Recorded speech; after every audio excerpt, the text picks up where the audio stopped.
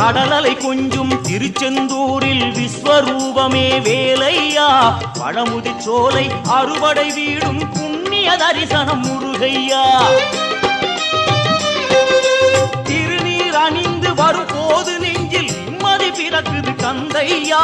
சுகனே சிவனார் மகனே உன்னை பாட பாட சுகமாகுதையா வேல் முருகா அரோகரா அரோகரா வேல் முருகா